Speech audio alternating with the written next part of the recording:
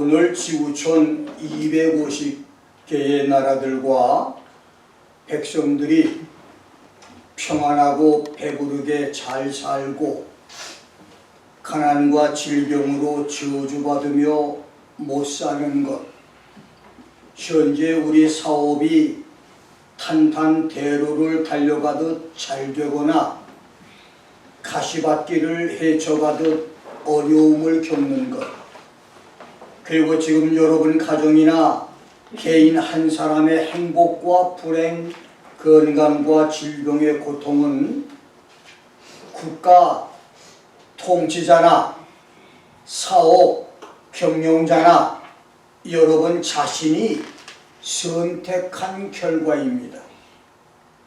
우리 인생 삶은 매 순간마다 선택의 기회를 만나게 되고, 그래서 오늘 현재의 나는 그 선택의 결과입니다. 그래서 많은 사람들이 그때 우리가 올바른 국가 지도자를 뽑았더라면, 그때 내가 다른 사람과 결혼을 했더라면, 그때 내가 영주권을 받았더라면, 그때 내가 먹고 마시는 것을 조금만 신경 쓰고 조심했더라면, 그때 내가 하나님을 잘 믿는 신앙생활을 했더라면 나라가 이 모양 이 지경까지는 되지 않았을 것인데, 내 삶이 이런 불행을 만나지 않았을 것인데, 내 건강이 이렇게 망가지지 않았을 텐데 가슴을 치며 후회를 하는데, 그것은 선택이 얼마나 중요한 것을 증명해 주는 것입니다. 그렇습니다. 행복하든 불행하든 성공했든 실패했든 오늘의 나, 현재의 나는 과거에 내가 선택한 결과입니다. 그러나 다행인 것은 인생이 결코 짧지 않다는 것이고, 그래서 현재의 실패와 패배가 끝이 아니며 지금이라도 올바른 선택을 한다면 또 다른 밝은 내일과 희망이 있다는 것입니다. 전반전에 지고 있다가 후반전에 역전승하는 축구 경기처럼 8회 말까지 지고 있다가 9회 말로 홈런으로 대역전의 감격을 안겨주는 야구 경기처럼 오늘의 바른 선택으로 여러분 인생의 후반전이 신앙 승리, 말씀 승리, 삶의 승리가 있기를 주의 이름으로 축원합니다. 아멘. 오늘 저는 무엇보다 먼저 라는 제목으로 말씀을 증거합니다. 지금까지도 그랬고 앞으로도 우리는 수많은 크고 작은 일을 선택하며 살게 됩니다. 그리고 오늘 이후 미래의 인생 성공, 삶의 성공은 먼저 할 일과 나중 할 일, 우선과 차선에서 무엇이 프라이어리티, 먼저인지의 선택에 달려 있습니다. 일에 우선순위를 매기는 프라이어리타이즈가 안 되면 모든 일을 실패하게 되고, 일의 실패는 삶을 뒤틀리고 꼬이게 만듭니다. 미국 생활 46년에 노스캐롤라이나에서 처음으로 새로 지은 집에서 살았던 적이 있는데, 그때 가끔씩 집을 짓는 현장을 찾아가 보고, 미국의 건축업자들은 집을 지을 때 필요 없는 나무만 잘라내고 다른 나무들은 남겨서 자연 경관을 그대로 보존하고 짓는데, 한국 사람들은 무조건 먼저 집터에 있는 나무들을 다 베어내고 도저로 땅을 밀어서 평지를 만든 다음 집을 짓고 다시 그 후에 나무를 심는 것을 보면서 미국 사람들이 굉장히 실용적이라고 하는 생각을 해본 적이 있습니다. 키 높이 300, 400, 500m를 자랑하며 하늘을 향해 치솟아 있는 도쿄타워, 123층에 555m의 롯데타워, 인공모래섬에 세워진 초호화판 두바이 호텔, 세계 최고 높이의 아랍에미리트, 부르즈 할리파 빌딩 등 세계 수백 개 초대형 마철루 빌딩들은 하나같이 하늘로 몸집을 키워 올리기 전에 먼저 땅 밑으로 그 거대한 건물을 버텨줄 기초를 든든하게 준비를 했었습니다. 먼저 해야 하는 기초 공사 없이 하늘을 치솟는 마철루 빌딩은 존재할 수가 없습니다. 놀라운 일이지만 신앙생활에도 믿음생활, 은혜생활, 축복생활을 성공하도록 안내해주는 먼저 해야 할 우선순위, 프라이오리티가 있습니다. 기독교인들이 이 우선 순서를 모르고 교회 생활을 하기 때문에 10년, 20년, 30, 40년의 신앙생활이 실패의 연속이고 축복생활과 빛과 소금의 모범생활이 되지 않으며 입으로만의 성도 외식하는 교인으로 살고 신령하고 경건한 하나님의 자녀로 살지 못하므로 믿지 않는 사람들에게까지 비웃음과 손가락질을 당하는 것입니다. 성도들이 하나님의 말씀을 따르며 신령한 은혜로 영적인 삶을 살며 경건한 삶으로 성공하기 위해서는 5가지의 먼저 해야 할 우선순위가 있습니다. 첫 번째, 예배 생활에서의 먼저입니다. 예수를 믿기 시작하면서 예배가 시작되는 성도의 신앙생활은 예배와 밀접한 관계가 있습니다. 특별히 한국교회는 매일 새벽 예배에서 수요, 금요, 구역 예배까지 예배가 수없이 많습니다. 그런데 하나님이 받으시는 성공적인 예배보다는 실패의 예배가 더 많습니다. 마태복음 5장 23절 24절을 보면 그러므로 예물을 제단에 드리다가 거기서 네 형제에게 원망 들을 만한 일이 있는 줄 생각나거든 예물을 제단 앞에 두고 Leave your offering there before the altar. 먼저 가서 형제와 화목하고 그 후에 와서 예물을 드리라. Go your way. First be reconciled to your brother and then come and offer your offering. 예배를 드리기 전에 형제와 자매, 부모와 친구에게 원망 들을 만한 일, 화해하고 풀어야 할 일, 오해와 미운 감정을 풀어 화목한 후에 예물과 예배를 드리라고 하는 말씀입니다. 예배 전에 그것이 없으면 여러분이 찬송을 아름답게 부르고 설교를 수천 수만 번을 들으며 기천 기만달로 헌금을 드리는 여러분의 예배는 가인의 제사처럼 실패라고 하는 말입니다. 레위기 5장 8절, 히브리서 7장 27절에서 구약의 제사장은 먼저 자신의 죄를 용서받는 속죄 제를 제사를 드리고 난 다음 백성을 위한 속죄제와 번제, 화목제, 감사 제사를 드렸습니다. 예배를 집리하는 목사까지도 자기 죄를 먼저 회개하고 용서받고 예배를 드려야 하고 성도들도 죄사함이 없이 드리는 제사는 하나님이 받지 않으신다는 말씀입니다. 그 중에서도 사람과의 화해와 화목은 아주 중요합니다.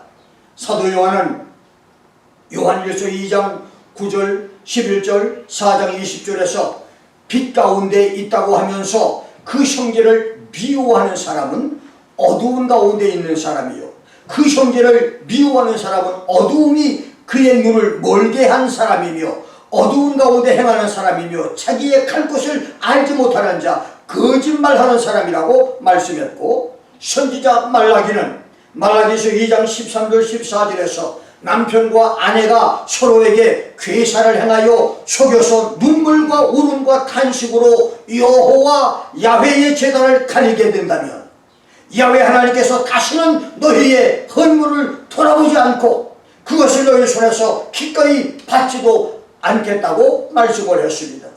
이 예배를 드리기 전 목사나 성도 모두 무엇보다 먼저 죄를 회개하고 화해함으로 죄사함을 받고 미움과 증오와 복수심의 마음의 쓴뿌리를 없애고 용서하고 화목해야 예배가 연락된다는 말씀입니다. 그렇다면 지금까지 우리가 드렸던 수천 번 수만 번의 예배 중에서 하나님이 기쁘게 받으실 예배는 몇 번이나 되겠습니까? 아니, 지금 여러분이 드리는 예배는 어떻습니까? 하나님께 정성스럽게 드릴 헌금 예물을 준비하고 예배를 드리면서 마음속에는 나를 괴롭히고 나를 속인 그놈과 그년, 나를 배반하고 다른 여자와 눈이 맞아서 가족을 버리고 도망간 그 연놈을 비호하고 증오하는 마음, 내 눈에 눈물을 쏟게 한 그들 눈에 피눈물이 흐르고 그들이 망하고 저주받기를 바라는 마음을 가지고 예배 시간을 보내고 있지는 않습니까? 나도 한때 법정 재판 문제로 죽이고 싶을 정도로 미워하고 증오했던 사람이 있었습니다. 그 미움과 증오가 인내의 한계점을 지나 내가 5번이나 스트로크, 졸중, 중풍으로 입이 돌아가고 침을 흘리는 상황에서 기계틀로 기름을 짜듯이 내 심장을 조여서 숨쉬기가 어려울 상태까지 도달했었고 마지막에는 여러 가지 합병증을 얻게까지 했었습니다. 당시에는 그의 이름만 떠올라도 잠에서 벌떡 일어나 성전을 찾아가 밤을 지새우며 억울함을 호소하며 기도했었고 심지어 성도들과 40일 연속 금식을 7번이나 했었습니다. 4, 5년의 지옥과 같은 재판 과정이 모두 끝나고 7년여가 지나 모든 것을 잊어버리고 어느 정도 마음의 안정을 얻은 어느 날 새벽 기도 때 하나님은 김 목사야, 내가 미워하고 증오했던 그를 위해서 축복 기도를 하라는 음성을 주었습니다. 처음에 나는 완강하게 거절했습니다. 오히려 불법과 거짓으로 나에게 상처와 질병을 남겼던 그에게 하나님께서 보복해 주시기를 원했었습니다. 도저히 그를 축복할 수가 없었습니다. 그때 예수님은 내가 죄가 있어서 모욕과 수치와 죽임을 당했느냐? 내가 너의 모든 많은 죄를 용서하고 기억지도 않았듯이 너도 그를 용서하고 그의 죄를 기억에서 지워버리고 욥이 세 친구를 축복기도 한 것처럼 너는 30일 동안 그를 위해 축복기도를 하라. 일주일 동안 축복기도를 못하겠다고 버티고 고집을 하던 나는 마침내 무릎을 꿇었고 나를 아프게 했던 그를 위해서 축복기도를 시작했습니다. 처음 3, 4일은 입으로는 축복기도를 하는데 마음에는 그렇지가 않았습니다. 5일이 지나면서 축복기도가 되기를 시작했는데 정말로 그가 불쌍해지는 마음이 생기면서 진정한 축복기도가 됐습니다. 그렇게 축복기도 한 달의 기간이 지났는데 놀라운 것은 내 속에서 그를 향한 미움과 증오의 감정이 아침 한개같이 사라졌다는 것인데 더 놀라운 것은 그날 이후에 나를 화나게 하고 미워하게 만들며 격분케 하는 다른 사람을 향해서도 순간적인 화냄과 분냄은 있어도 어떤 미움이나 증오나 실기까지도 내 마음에서 없어져 버렸다는 것입니다. 이렇게 되면서 내 기도에 막히는 것이 없어졌습니다. 그래서 요한일서 3장 21절 22절에서 사랑하는 자들아, 만일 우리 마음이 우리를 책망할 것이 없으면 하나님 앞에 담대함을 얻고 무엇이든지 구하는 바를 그에게 받는다고 한 사도 요한의 말씀대로 하나님 앞에서 거리낌 없이 담대하게 구할 수 있게 되었고 구하는 것마다 응답을 받는 축복을 받고 있습니다. 예배 생활에서의 먼저를 기억하고 하나님께서 기쁘게 받으시는 예배와 예물 성도가 되고 하나님이 기뻐하시는 삶이 되며 우리가 우리에게 죄 지은 자를 사하여 준 것 같이 우리 죄를 사하여 주옵소서의 주기오문 구절 말씀을 더 이상 사용시키거나 죽이지 말고 말씀을 지키는 놀라운 큰 그릇 성도들이 되시기를 주의 이름으로 축원합니다. 두 번째, 일상생활에서의 먼저입니다. 마태복음 6장 33절에서 성경은 너희는 먼저 하나님의 나라와 그의 의를 구하라. Seek you first the kingdom of God and His righteousness. 그리하면 네 모든 것을 너희에게 더하시리라고 했습니다. 성도들의 일상생활에서 최우선으로 선택할 것은 하나님의 나라와 하나님의 의라고 하는 것입니다. 하나님의 나라와 하나님의 의는 다른 것은 다 하고 난 다음 선택하는 차선이 아니라 무엇보다도 먼저 선택할 우선이라는 말입니다. 이것이 축복의 삶의 지름길입니다.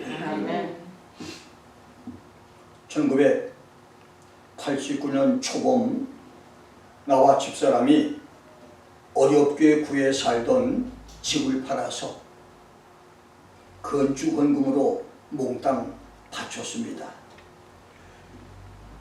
너무 많은 이사로 아이들 교육 문제도 있었고 많은 돈이 필요한 교회 건축 문제가 있었지만 믿음으로 집을 팔아 헌금을 드렸습니다. 목사의 건축 헌금으로 자극을 받은 성도들의 헌금으로 4.5에이커 땅을 구입한 후 우물창창한 정글 속 사택에 살면서 4년 반 동안에 나는 하늘을 찌르는 40~50m의 아름드리 거목들을 잘라서 목공소에 팔아 건축 헌금을 만들고 산더미처럼 쌓인 나무 뿌리와 나무 줄기와 가지는 그의 매일 새벽 4시에 일어나 밤 11시까지 불태우는 데 시간을 보냈고 2주일에 한 번은 7시간에서 10시간 정도 잔디 깎는 시간을 보냈습니다. 그때 1년에 한두 번씩 걸리는 포이즌 아이비, 잘 아시는 덩굴 온나무 독, 이 나무독에 걸려서 고생한 것은 평생 잊을 수 없는 기억 중에 하나입니다.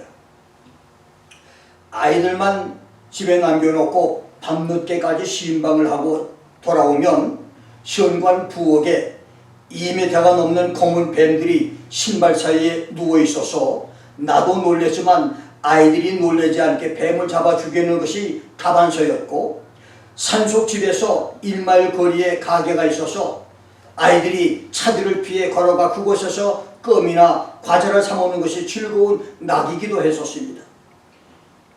우리 부부가 신방을 나가고 없을 때 세 남매가 시간 나는 대로 주차장에 설치된 농구 골대 앞에서 농구 연습을 하는 것이 아이들의 유일한 낙이기도 했는데 그것이 인연이 돼서 5년 후에 캘리포니아로 이사를 갔을 때 두 딸이 2년에 걸쳐서 얼바인 하이스쿨 여자 농구팀의 캡틴 주장이 된 것은 큰 축복 중에 하나입니다. 아이들이 단신이고 키가 적은데도 그 많은 이 운동선수를 제치고 첫째 딸도 그 학교의 캡틴, 둘째가도 그 학교의 캡틴이 돼서 아주 명성 굉장했었어요. 자, 더 감사한 것은 우리 부부가 이렇게 하나님 나라와 의를 위해서 먼저 구했고 하나님 앞에 영광을 돌렸더니 하나님이 보상하신 축복은 아들에게 성악을 전공하고 신앙 좋고 마음 착한 며느리와 지혜롭고 건강한 두 손주를 주었고 두 딸은 변호사들과 결혼하는 축복에 지혜롭고 총명한 손주, 손녀들을 주셨으며 첫째 딸은 7~8년 연속 변호사 잡지에 라이징 스타, 떠오르는 별로 등재되는 축복을 받고 있습니다. 그렇습니다. 일상생활에서 나만을 챙기고 신앙생활에서 나의 의, 내 자랑, 내 고집, 내 주장을 내세우는 그런 사람에게는 큰 축복이 없지만 먼저 하나님의 나라와 하나님의 의를 구하는 사람에게는 남들이 받지 못하는 축복을 하나님이 주십니다. 무엇보다 먼저 in the first place, first of all, before everything else, above all, 무엇보다 먼저 일상생활과 신앙생활에서 하나님의 나라와 하나님의 의를 구하는 믿음이 되므로 하나님께서 먹고 입고 사는 의식주의 모든 것을 더해주시는 하나님의 축복의 성도들이 되시기를 주의 이름으로 축원합니다. 아멘. 세 번째로 타인의 실수와 범죄를 볼 때에 먼저입니다. 바울은 로마서 1장 24절로 32절에서 자기 마음에서 하나님을 쫓아낸 사람들, 하나님의 영광을 우상으로 바꾼 사람들에게는 동성연애의 치욕적인 죄에 빠지게 하고, 그래서 동성연애는 선천적인 유전자 영향이 아니라 하나님의 저주입니다. 마음에 하나님 두기를 싫어하는 사람들에게는 상실한 마음대로 내버려 두어서 God gave them over to degrading passions. 하나님께서 그들에게 천하고 타락된 정욕을 주시고, 하나님께서 그들에게 부도덕하고 천하고 야비한 연애 감정을 주셔서 모든 불의, 추악, 탐욕, 악의가 가득한 자요, 시기, 살인, 분쟁, 사기, 악독이 가득한 자요, 수군수군하는 자, 비방하는 자, 하나님의 미워하시는 자, 능욕하는 자, 교만한 자, 자랑하는 자, 악을 도모하는 자, 부모를 거역하는 자, 우매한 자, 배역하는 자, 무정한 자, 무자비한 자로, 그리고 사형으로 지옥 형벌 받기에 합당한 사람으로 폐기 처분시켰다고 말했습니다. 그래서 하나님이 없는 세상은 부자나 가난한 자, 금수저, 은수저, 흙수저, 배운 자나 무식한 자, 남녀노소 구별 없이 모두 다 범죄의 소굴 속에 사는 사람들입니다. 그래서 어차피 무신론 인간 세계는 죄로 가득 찼습니다. 그러나 하나님이 있는 신앙 세계는 빛의 세계며 죄가 없거나 죄가 적은 세상입니다. 예수는 가는 중에 잡힌 여인을 끌고 와서 모세는 이런 여자를 돌로 치라고 했는데 선생은 어떻게 말하겠소? 의기충천해서 말하며 예수의 대답을 요구하는 그들에게 너희 중에 죄 없는 자가 먼저 돌로 쳐라. He who is without sin among you, let him be the first to throw a stone at her 라고 말씀했습니다. 죄 없는 자라고 하는 말, 아나마르토스는 실제로 죄를 짓지 않았을 뿐만 아니라 범죄할 가능성이 전혀 없는 자를 가리키니 세상에 이런 사람이 어디 있겠습니까?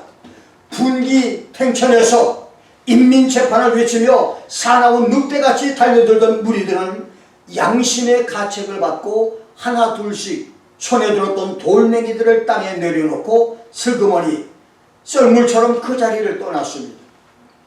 여자와 단둘이 남은 예수님은 나도 너를 정죄하지 아니하노니 가서 다시는 죄를 범치 말라. Neither do I condemn you. Go your way. From now on, sin no more. 라고 그녀를 타일로 보냈습니다. 그렇습니다. 교회 안에서 죄 지은 사람을 보거든 그를 정죄하는 대신 그를 불쌍히 여기고, 이것이 바로 주의 명령이며 성도의 올바른 태도란 말입니다. 그렇습니다. 여러분이 교회 안에서 고린도전서 5장 1절에 아비의 아내를 취한 아들, 그 본문의 헬라어의 원문 의미는 한 번이 아니라 지금도 계속적으로 반복해서 그 죄를 저지르고 있는 아들을 말합니다. 그 사람이 교회 직분자라면, 그리고 교인 중에 멸망할 이단에 빠졌거나 이단 교리를 교회 안에 퍼뜨린다면 그런 교회는 하나님의 영광과 교회의 덕을 위해서 교회 직분을 박탈하거나 그를 교적에서 제명시켜서 내보내 회개할 기회를 주어야 하지만, 만일 교인 중에서 일반적인 죄를 지은 사람을 발견한다면 무엇보다 먼저 우리는 우리 손에 들고 있는 돌멩이를 내려놓으라는 말입니다. 이것이 하나님 말씀을 알고 은혜 받은 성도의 모습입니다. 나도 과거에 여러 가지 죄를 지은 적이 있었고 앞으로도 죄 지을 가능성이 있기 때문에 그런 사람들을 불쌍히 여기며 그들을 위해 기도해주며 그런 죄인을 볼 때 거울 삼아 자신을 돌아보면서 신앙과 은혜를 지켜야 된다는 말입니다. 네 번째로, 대인관계에서의 먼저입니다. 바울은 로마서 12장 10절에서 형제를 사랑하여 서로 우애하고 존경하기를 서로 먼저 하라. 형제 사랑으로 서로 친절한 감정으로 대하고 서로 존경하는 것을 택하라고 하는 말씀입니다. 지금은 교인들의 수준이 많이 향상돼서 그런 교인이 거의 없지만 38, 9년 전 내가 조지아주 아틀란타에서 목회를 할 때와 35년 전 워싱턴 초기 목회 시절까지 그때까지도 교인들 중에는 예배를 마치고 신교실을 가면 서로 먼저 제일 좋은 자리에 앉아서 다른 사람이 커피를 대접해주고 음식 대접해주는 것을 기다리는 사람이 많았었습니다. 그리고 조금이라도 집사들의 대접이 부실하거나 서비스가 마음에 안 들면 이 교회는 사랑이 없다고 비방하며 교회를 떠나 다른 교회를 갑니다. 어떤 사람은 젊은 사람이 나이 많은 성도에게 집사님은 몇 학년 몇 반입니까? 무례하게 물었다고 그가 시험으로 교회를 떠난 사람도 있습니다. 자, 아무튼 2020년 주기도문 교회는 교만하게 다른 성도 위에 군림하여 대접받기를 기다리는 교인보다는 겸손하게 대접하기를 좋아하는 성도가 되어야 할 것입니다. 예수 사랑으로 서로 먼저 이웃을 찾아가서 고개 숙여 따뜻하게 친절하게 대하고 우애하며 서로 먼저 존경하는 놀라운 은혜들이 계시기를 주의 이름으로 축원합니다. 마지막 5번째로 물질 축복과 자녀 축복이 필요한 때에 먼저입니다. 본문은 하나님을 믿지 않던 이방 나라 페니키아 사렙다의 과부가 축복받은 사건 기록입니다. 3년 반 동안 이스라엘을 중심한 중동의 많은 나라에 비가 오지 않은 한재로 짐승들이 굶어 죽고 곡식들이 타 죽으며 아사자들이 속출할 때 하나님은 선지자 엘리야에게 너는 일어나 시돈에 있는 사르밧으로 가서 거기 유하라. 내가 거기 사는 과부에게 너를 공개하라고 명령했다고 하셨습니다. 소망과 용기를 얻은 엘리야는 며칠 동안 산과 들을 걸어서 페니키아 사르밧의 과부 집에 도착을 합니다. 하나님께서 과부에게 엘리야를 공개하라고 하는 말씀을 했다고 하는 말에 용기를 얻고 갔지만 엘리야가 만난 과부는 어린 아들 하나만 데리고 사는 젊은 과부였습니다. 왜 젊은 과부냐면 19절을 보면 아들이 갑자기 죽었는데 과부 어머니가 아들을 품에 안고 있었고 그 아들을 엘리야가 안고 지붕 다락방으로 안고 올라갈 정도였으니 아들은 어린아이였고 그래서 부인은 젊은 과부였었습니다. 자, 얼마나 많이 굶었던지 이 과부가 나이 많은 늙은 과부처럼 보였고 그녀의 집은 다 쓰러져가는 산골 초가집이었었습니다. 엘리야가 이 과부를 만났을 때 여인은 집 주위에서 나뭇가지를 줍고 있었는데 낯선 과부에게 물 한 그릇만 달라고 하자 여인은 주저없이 하던 일을 멈추고 물을 가지러 갑니다. 그런데 물을 가지러 가는 여인에게 엘리야는 물과 함께 네 손에 떡 한 조각을 가져오라. Please bring me a piece of bread in your hand라고 부탁을 합니다. 그러자 여인이 정색을 하면서 당신의 하나님 여호와의 사심을 가리켜 맹세하노니 나는 떡이 없고 다만 통에 가루 한 움큼과 병에 기름이 조금 있을 뿐입니다. 내가 나뭇가지 두엇을 주워다가 나와 내 아들을 위해서 음식을 만들어 먹고 그 후에는 죽으려고 했었습니다라고 대답을 합니다. 그때 엘리야는 여인에게 두려워하지 말고 가서 네 말대로 하거니와 먼저 그것으로 나를 위하여 작은 떡 하나를 만들어 내게로 가져오고 그 후에 너와 네 아들을 위해서 만들라. 여호와께서 말씀하시기를 비가 지면에 내리는 날까지 그 통에 가루는 다하지 않고 그 병의 기름이 없어지지 않을 것이라고 말씀했다고 이야기합니다. 여기서 놀라운 사실은 페니키아 사렙과 과부가 마지막으로 밀가루 빈대떡 2개를 만들어서 아들과 함께 나눠 먹고 굶어 죽으려던 것을 먼저 하나님의 종 엘리야에게 주었다는 것이고, 하나님의 종을 그렇게 공귀한 과부 여인의 밀가루통과 기름병에 3년 반 동안 밀가루와 기름이 없어지지 않았고 마르지 않았다는 말씀입니다. 샘이 솟아나듯 계속해서 밀가루가 생겨나고 계속해서 기름이 생겨났었습니다. 그리고 얼마 후에 설상가상으로 갑자기 과부 아들이 죽었는데 엘리야의 기도로 죽었던 과부 아들이 다시 살아났다는 것입니다. 그렇습니다. 이것이 물질 축복과 자녀 축복의 비밀입니다. 여러분이 물질 축복이 필요하십니까? 그리고 여러분 자녀 축복이 필요하십니까? 하나님의 말씀을 믿고 주의 종을 공개하십시오. 그것이 축복의 비밀입니다.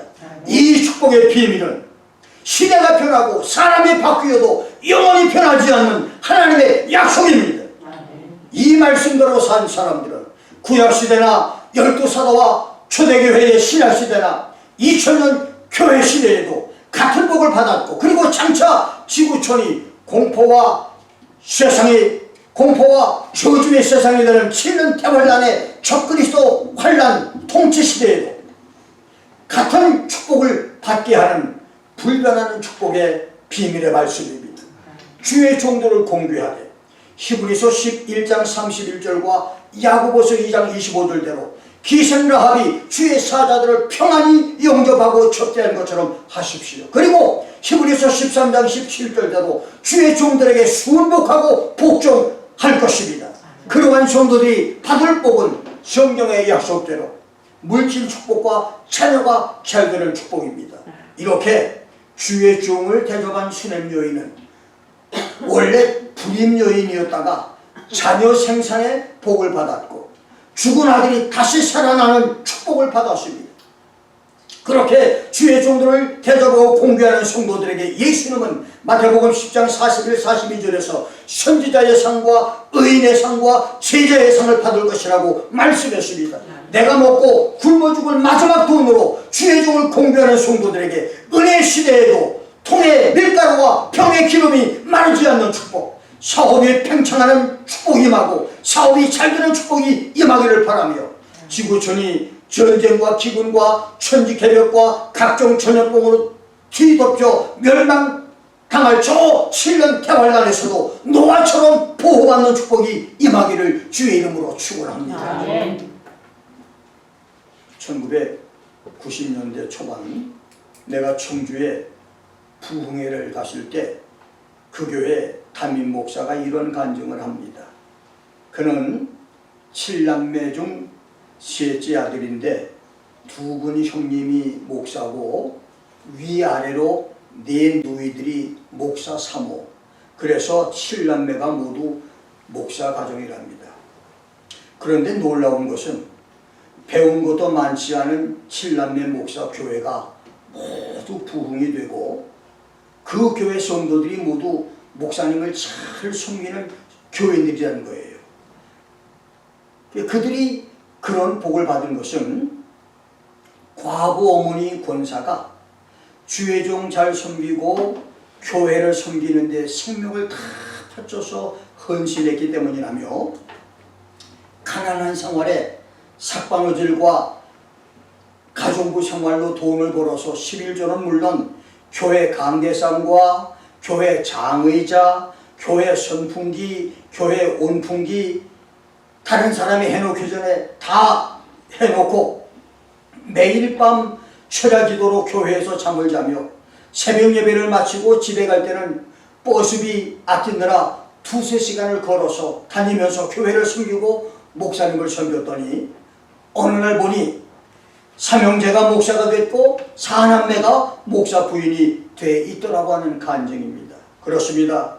물질의 축복과 자녀가 잘 되는 복을 받기 원한다면 주의 종을 잘 섬기고 주의 종에게 순종하고 복종하십시오.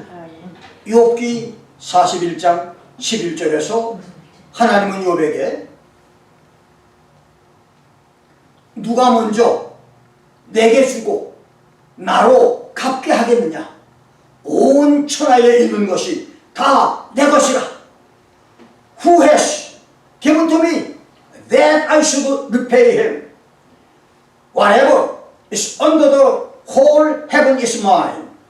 이렇게 말씀했고, 로마서 11장 35, 36절에서 바울도 누가 주께 먼저 드려서 갚으심을 받겠느냐?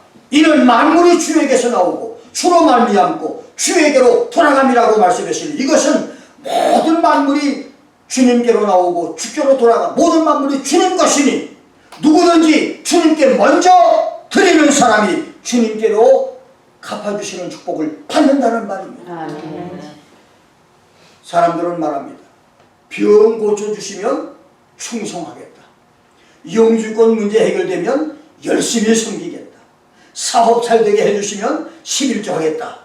말하지만 하나님은 먼저 내게 드려서 내가 너희들에게 갚아줄 것을 받을 사람이 과연 누구이냐고 말씀하고 있습니다.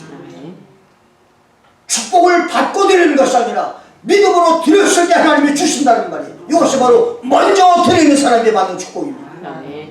오늘 말씀 기억하셔서 이 2020년이 내가 먼저 해야 할 일을 먼저 하고 나중할 일을 나중할 줄 아는 지혜로운 성도, 말씀의 성도, 은혜의 성도의 삶을 살아서 2020년이 우리 일평생에서 가장 큰 축복의 삶이 될 수 있기를 주의 이름으로 축원합니다. 아멘.